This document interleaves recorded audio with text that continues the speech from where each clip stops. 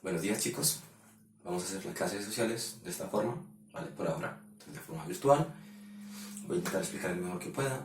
Por cualquier duda o pregunta, cosa que tengan, que no entiendan, escriben por comentarios o en el blog donde va a estar este video o por el Classroom, donde quieran. ¿Listo? Eso sí, si escriben por acá o por el blog, que sea con nombre y curso para saber. Listo. Entonces, si recuerdan, la clase anterior estábamos hablando de cómo surgió la diversidad poblacional en nuestro país. Y hablamos de que el 12 de octubre de 1492, ¿se acuerdan? El primer viaje de Cristóbal Colón a América. Pues, con ese viaje empiezan una serie de expediciones de los españoles a nuestro país. Bueno, en ese momento no era nuestro país, ¿vale? Pero lo que va a ser en el futuro nuestro país. Entonces, a ese territorio donde estaban los indígenas, las personas que vivían en América antes de que llegaran los españoles. Entonces los españoles llegan, comienza su proceso de colonización, de formar ciudades, de enseñar su religión y su cultura. Entonces empiezan a chocarse las ideas de los indígenas, sus creencias, sus dialectos, con las ideas de los españoles, con su ciencia, con su conocimiento de historia, de geografía, de política, forma de organización social y con su religión. Empiezan a chocar eso. Y además, cuando se acaba la mano de obra que necesitaban para extraer las riquezas que estaban extrayendo, y cuando ya no pueden esclavizar a los indígenas por los decretos del rey, entonces tuvieron que traer a esclavos, personas que trabajaran para ellos sin pago, y van a África, a sus colonias en África, y traen personas de África para que sean sus esclavos. Perdón, chicos. Entonces, esos tres grupos, africanos, europeos, españoles e indígenas, se mezclan durante muchos años en sus constantes luchas y diálogos y toda esa interacción. También se enamoran algunos, otros, bueno, se juntan.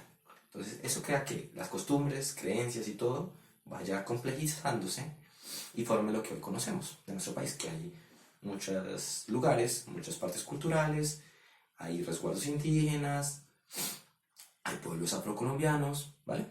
Cada uno con una diversidad cultural que debemos proteger. Pero bueno, ese todavía no es el punto. El punto es que cuando pasó todo eso y se mezclan, hay algo que se conoce como mestizaje, que es que cuando un español, una persona blanca, se mezcla con una persona africana o con un indígena, el hijo que tienen tiene unos rasgos físicos diferentes. Entonces, que si es un español con un indígena, eso da como más trigueñito y eso se llama mestizo. Que si es un español, un blanquito, con un africano, una persona de piel más oscura, eso da un moreno. Y así toda esa combinación de razas, así llamadas, pero no es adecuado llamarlo así, todos somos personas, todo eso se conoce como mestizaje. Para más detalles, eso está en su libro de sociales, en la página 29, ¿sí? Aquí le muestran el dibujito y la combinación. Entonces, mulato, mezcla de blanco y negro, y así van viendo cada uno, ¿vale? Eso no es muy importante, pero si lo quieren saber, ahí está. También en el blog donde va a estar este video está una imagen donde explica cada una de las combinaciones. Sambo, que es cholo, listo. Perdón, otra vez. Entonces, ya pasando ese mestizaje, ya empiezan a asentarse las primeras ciudades, todo lo que ya vimos el año pasado, con Simón Bolívar, el proceso de independencia, cómo se forma la Gran Colombia, cómo se acaba ese proyecto, comienza la República de la Nueva Granada, luego Colombia, ¿listo? Después de toda esa mezcla, desplazamientos de personas, hijos, abuelos, nietos, todo ese proceso ahí de crecimiento poblacional, hacia el siglo XX, eso es en 1900, y especialmente hacia mediados del siglo XX, o sea, 1950 en adelante, comienza un proceso de crecimiento poblacional y de desplazamiento de las personas a ciertos lugares del país. ¿Y por qué pasa eso? Eso pasó porque en nuestro país, ¿se recuerdan después de que se murió Simón Bolívar y eso? Hay una serie de luchas por el control y administración de nuestro país. Esas luchas crearon una ola de violencia entre esos partidos, pero eso se vio repercutido en el campo. En el campo donde se daban la mayoría de esas luchas, eso hizo que muchas personas del campo tuviesen que dejar sus zonas para huir de la guerra, perdieron sus casas y tuvieron que ir a las ciudades. ¿Listo? Entonces, eso hace que en el siglo XX la población crezca, haya muchas más personas. ¿Y por qué? Una, la natalidad aumentó. ¿Qué quiere decir eso? No solo que nacían más personas, o sea, que tenían más hijos las parejas, sino que esos hijos pudieron sobrevivir, o sea, no se morían. ¿Y por qué no se morían? Porque ya en el siglo XX empieza a mejorar la medicina, hay más vacunas contra ciertas enfermedades y además mejora la salubridad, es decir, el aseo de la ciudad y del pueblo. Como mejora la salubridad, hay menos enfermedades y las que ahí se pueden tratar, algunas. Entonces eso hace que mueran menos niños. Entonces aumenta la natalidad, más niños crecen y se vuelven adultos. Ahora, lo que les estaba diciendo antes, la violencia en la migración. Esas guerras políticas, bipartidistas más que todo, hacen que el campo, los campesinos, tengan que huir de los pueblos, irse a las ciudades principales y a ciertas zonas de la costa para encontrar oportunidades y seguridad. Entonces, eso crea una serie de grandes grupos poblacionales en las capitales y centros de desarrollo industrial.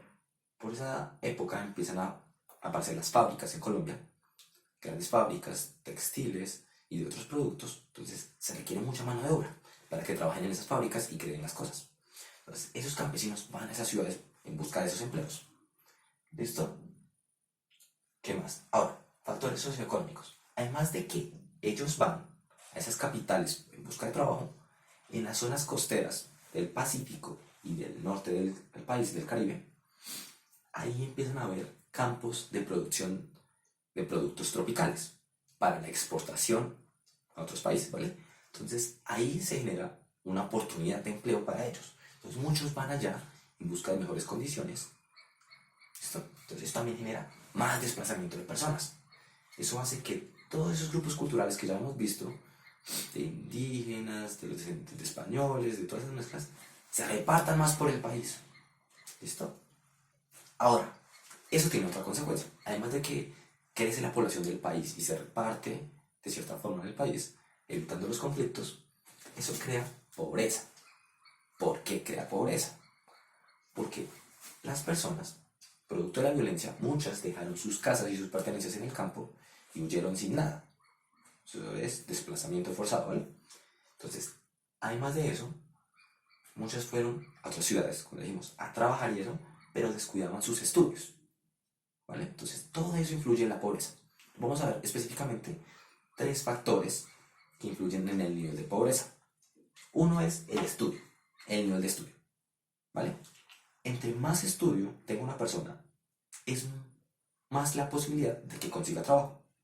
O inversamente, si estudia poco o no estudia, es más posible que no tenga trabajo y esté desempleado y no tenga plata y no tenga con qué comer ni con qué comprar una casa y sus cosas. Entonces cae en pobreza, ¿vale? Otro es el tamaño familiar. Si las familias tienen muchos hijos, entonces hay muchas personas que dependen de una sola persona, de los ingresos de una sola persona, o de dos, digamos, que los 2 papás trabajen, pero tienen 8 hijos. Son 8 boquitas que alimentar y que solo dependen de los ingresos de esas 2 personas.